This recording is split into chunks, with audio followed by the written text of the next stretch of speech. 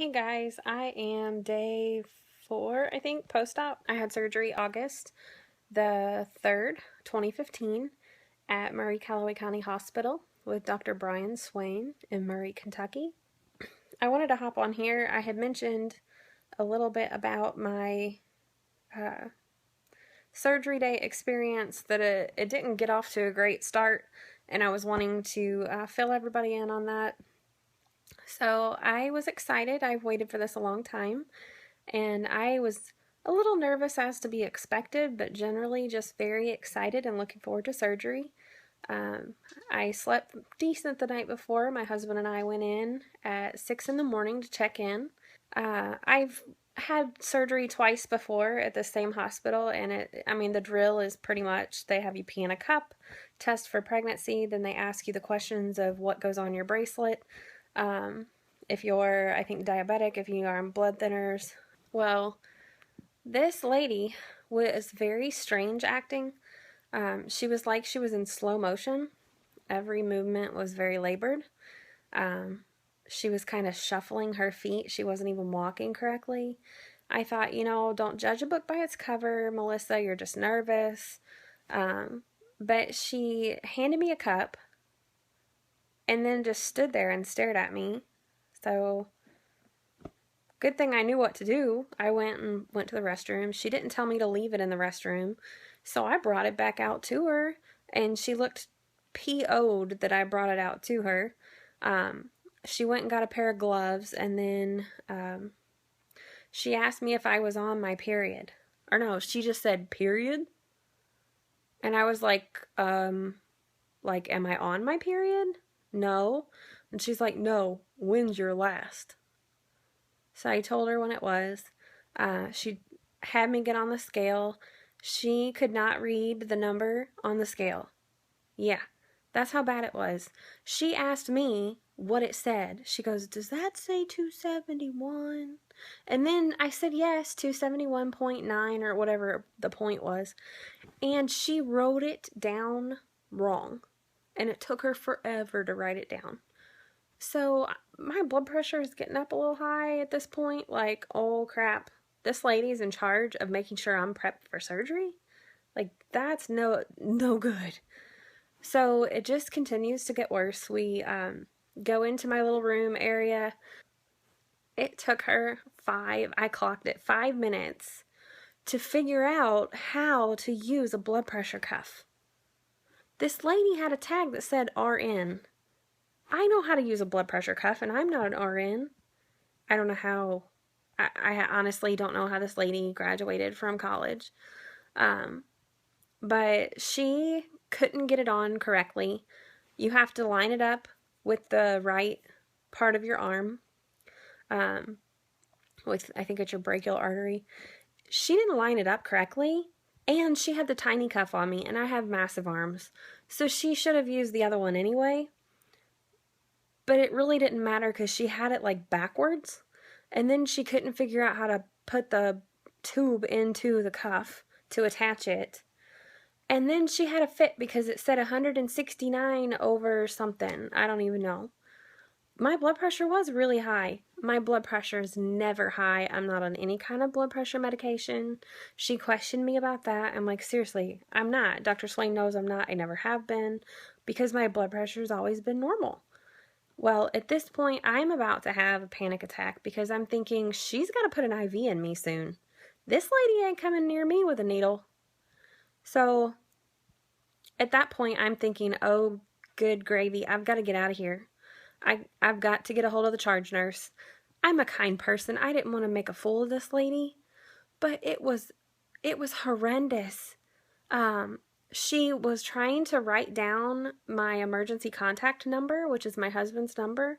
She wrote it down wrong 3 times, and then she wrote his name down wrong. She was slurring her words, and she was stumbling around. I don't know if she was having health issues. I don't know if she was stoned out of her mind or drunk. I have no clue, but this lady did not need to be working on people. So I said, ma'am, I would like to see my husband. And she's like, What's wrong? I can tell you're anxious. And she's slurring her words. I said, yes, ma'am, I would like to see my husband. Now, please. And she's like, just tell me what's wrong.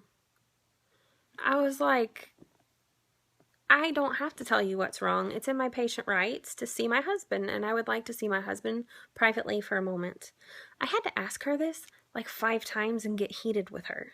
Finally, she goes out and gets my husband.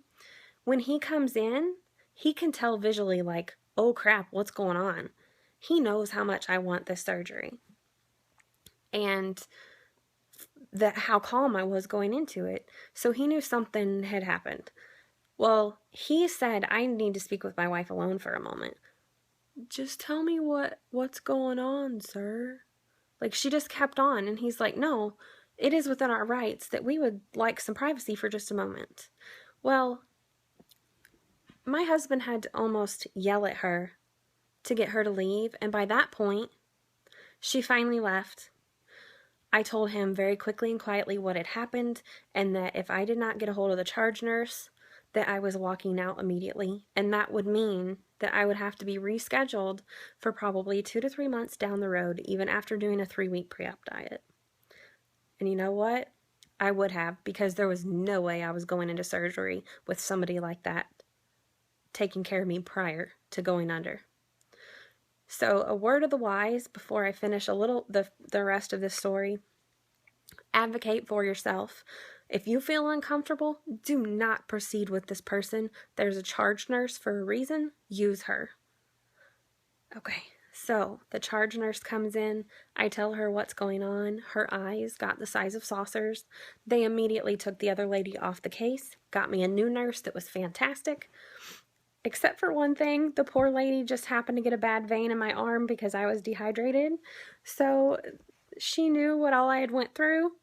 And then she tried to put the IV in, and it hit another vein in the process.